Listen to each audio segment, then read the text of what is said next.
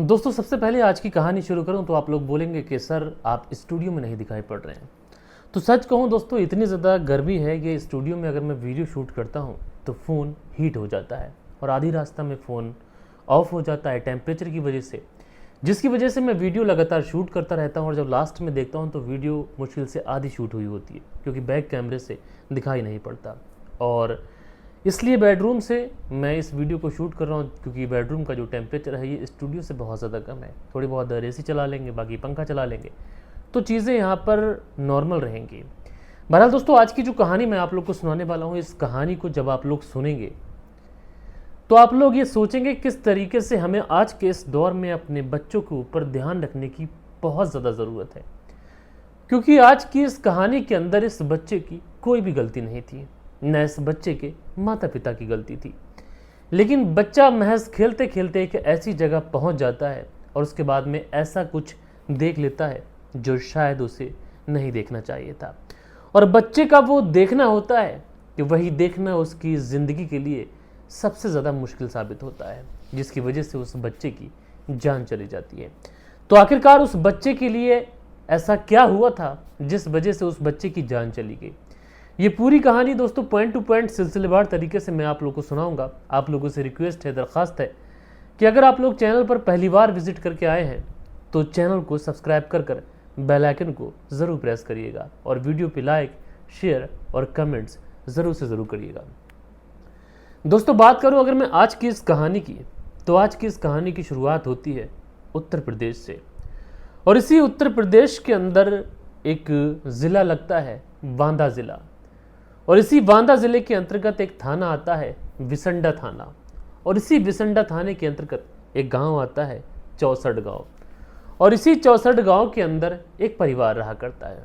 इस परिवार में राजेश कुशवाहा, जो कि पेशे से शिक्षक हैं, उनका 8 साल का बेटा है प्रिंस।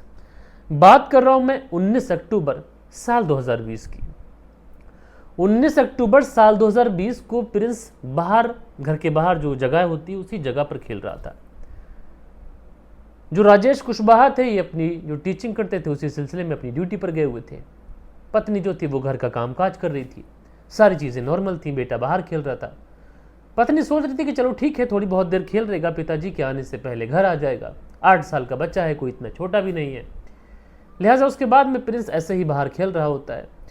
लेकिन जैसे ही दोपहर के खाने का समय होता है, अब माँ को चिंता होती है कि बेटा प्रिंस अभी तक लौट कर नहीं आया।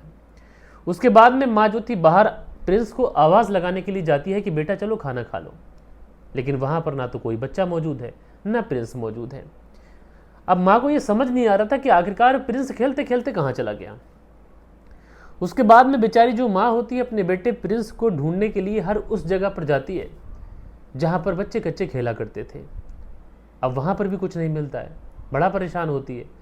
फिर सोचती है कि चलो ठीक है, जितने बच्चे साथ में खेलते हैं प्रिंस के, एक बार जाकर उन बच्चों से भी पूछताछ कर लेती हो सकता है कि किसी के साथ में उसके घर चला गया हो।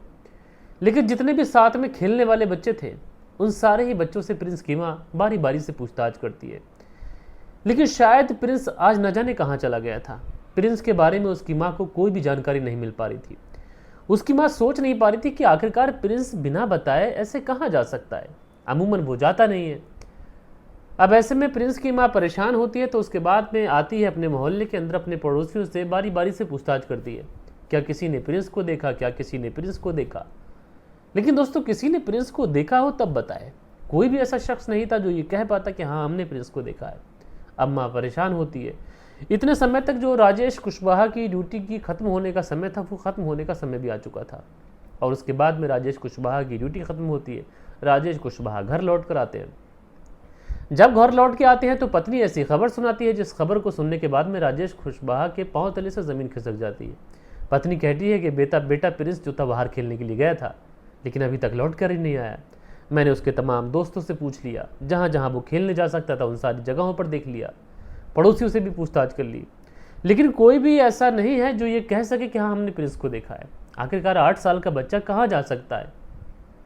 अब राजेश कुशवाहा भी परेशान होते हैं अपनी पत्नी के साथ, वो भी ढूंढने के लिए निकलते हैं। रिश्तेदारों में खबर करते हैं, रिश्तेदारों से पूछते हैं कहीं पर प्रिंस पहुंचा क्या, लेकिन कहीं से भी कोई जानकारी नहीं। उसके बाद में राजेश कुशवाहा अपनी पत्नी को लेकर सीधा पुलिस थाने पहुंचते हैं। रिसंडा थाने में, और वहाँ पर पहुँचने के बाद में अपने बच्चे की गुमशुदगी की रिपोर्ट दर्ज कराते हैं। अब पुलिस वाले रिपोर्ट दर्ज कर लेते हैं, लेकिन सबसे बड़ा सवाल पुलिस वालों के सामने भी ये था कि एक 8 साल का बच्चा आखिरकार ऐसे कहाँ जा सकता है, क्योंकि ना उस बच्चे की कोई इतनी कैपेसिटी है कि वो कहीं बाहर चला जाए, ना दोस्तों के साथ कहीं दूसरे गांव खेलने के लिए जा सकता है। जितने भी दोस्त हैं वो बता रहे हैं कि साहब हम तो आज यहीं हैं और हमने आज प्रिंस को देखा ही नहीं। सब बच्चे यही कहते हैं कि दोपहर का खाने खाने का समय हो चुका था, सब लोग अपने अपने घरों को निकले थे, प्रिंस भी निकला। उसके बाद में प्रिंस कहाँ चला गया हमें कोई जानकारी नहीं है। लिहाजा पुलिस वाले इस मामले की तहकीकात करने के लिए मामला दर्ज कर छानबीन शुरू करते हैं, और जब छानबीन शुरू की जाती है तो अगले दिन यानी 20 अक्टूबर साल 2026 को पुलिस को कुछ ऐसा मिलता है जिसे देखने के बाद में जो प्रिंस के पिता राज कुशवाहा होते हैं उनकी चीखें निकल जाती हैं। दरअसल जिस गांव में वो रहा करते थे, इसी गांव से लगभग 500 से 600 मीटर की दूरी पर एक पुआल, जो खेतों में पुआल निकलता है, उस पुआल का एक ढेर लगा हुआ था, और उसी ढेर के अंदर पुलिस को प्रिंस की डेड बॉडी मिलती है। अब यह सवाल यहां पर पुलिस के लिए इतना बड़ा इसलिए था कि आखिरकार डेड बॉडी प्रिंस की पुआल के अंदर मिली है। प्रिंस की किसी से क्या दुश्मनी, क्या रंजिश, परिवार वालों से पूछा जाता है तो प्रिंस के पिता राज कुशवाहा होते हैं, वो कहते हैं कि कल से मुझे एक कॉल भी आ रहा है और वो बता रहा है कि तुम्हारे बेटे का अपहरण हो चुका है। हालांकि उसकी बात को मैंने इग्नोर किया, लेकिन अब मेरे बेटे की डेड बॉडी मिली है तो साहब मुझे पूरा अंदाज़ा है जो वो किडनैपर थे उन्होंने मेरे बेटे का कत्ल कर दिया। अब पुलिस पूछती है कि तुम्हारी किसी से कोई दुश्मनी, कोई रंजिश, उनके बैकग्राउंड के बारे में भी खंगाला जाता है, कितने पैसे वाले हैं, कितने नहीं हैं। तो यहाँ पर भी पुलिस वालों को ऐसा कुछ भी नहीं मिलता है कि पुलिस को संदेह हो कि वाकई प्रिंस का किडनैप किया गया था। पुलिस को मामला कुछ दूसरा लगता है। बहरहाल फिर भी पुलिस जो थी वो राज कुशवाहा के कहने पर उस नंबर की डिटेल्स निकलवाती है जिस नंबर से कॉल्स लगातार आ रहे थे, और जब नंबर की डिटेल्स निकाली जाती है तो वो नंबर मिलता है किसी छोटा गुप्ता नाम के व्यक्ति का। अब पता किया जाता है कि भाई ये छोटा गुप्ता कौन है, तो पता चलता है कि छोटा गुप्ता इसी गांव का रहने वाला है। लिहाजा पुलिस वालों की मुश्किल आसान हो चुकी थी।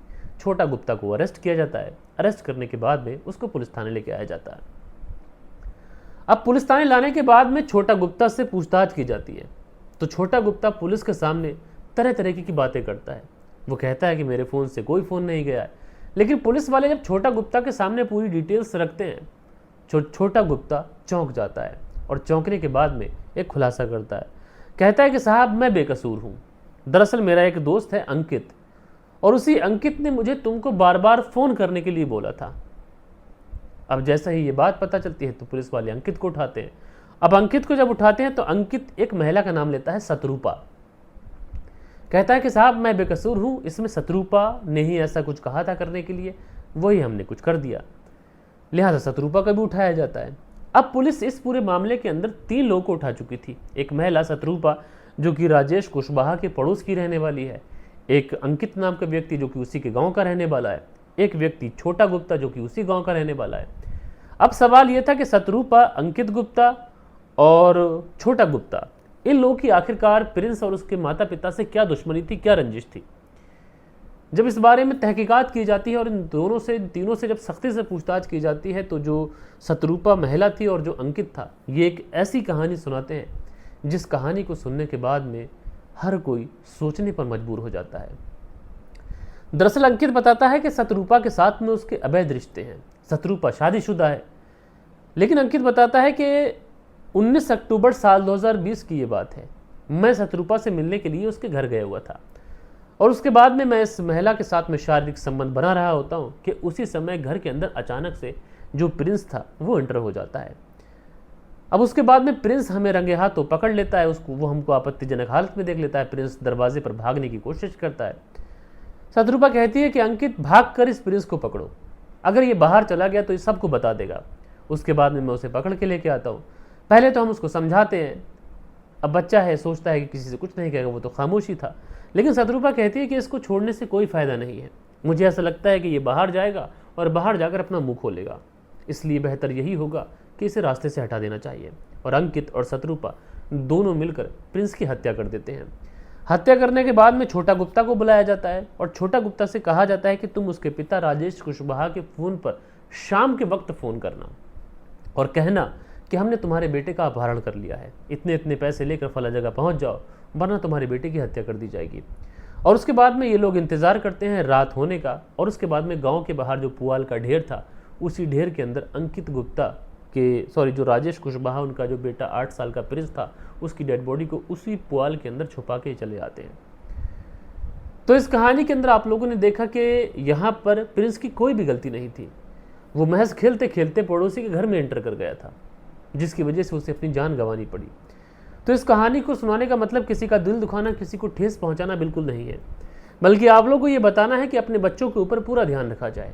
किसी के घर के अंदर अगर बच्चे चले जाते हैं, और आजकल का ज़माना है, वहाँ पर अगर ऐसा कुछ सीन है, ऐसा कुछ दृश्य चल रहा है और बच्चा अगर देख ले तो उसकी जान पर बन सकती है। तो इसलिए सावधान रहें, सतर्क रहें। बाकी दोस्तों, आप लोग इस पूरी कहानी के बारे में, पूरी स्टोरी के बारे में जो भी सोचते हो मुझे कमेंट्स करके आप लोग ज़रूर से ज़रूर बताइएगा। कल के दिन आप लोगों के जो भी कुछ कमेंट्स आए हैं, वक्त होता है कि आप लोगों के कमेंट्स पढ़ लिए जाएं। सो दोस्तों, कल के दिन जो आप लोगों के कमेंट्स आए थे, इसमें अशबा जी हैं, लिखती हैं अस्सलाम वालेकुम शाबेज़ भाई, आज रात का मौका मिला आपके वीडियोस देखने का, वरना अमूमन मैं कहानी को सुबह में ही सुनती हूँ। तो अशबा जी आपका बहुत बहुत शुक्रिया। उसके बाद में परवेज़ अहमद जी बहुत प्यारा सा कमेंट्स करते हैं, आपका भी शुक्रिया। आगे सचिन चौधरी जी बहुत प्यारा सा कमेंट्स करते हैं, आपका भी बहुत बहुत शुक्रिया। रशपाल हैं, लिखते हैं गुड जॉब ब्रो। तो रशपाल सिंह जी आपका बहुत बहुत शुक्रिया। उसके बाद में मंसूरी भाईजान जी का एक कमेंट्स है, आपका भी बहुत बहुत शुक्रिया। सरफराज सिद्दीकी हैं, लिखते हैं वेरी नाइस। तो बहुत बहुत शुक्रिया भाई। मंसूरी भाईजान जी का बहुत प्यारा सा कमेंट्स है, आपका भी बहुत बहुत शुक्रिया। हसीबुल अंसारी हैं, लिखते हैं अस्सलाम वालेकुम मेरे छोटे भाई, दर्दनाक स्टोरी थी। तो मेरे भाई आपका बहुत बहुत शुक्रिया। बनारसी ब्लॉग हैं, लिखते हैं नाइस स्टोरी भाई। तो बनारसी ब्लॉग जी शुक्रिया आपका।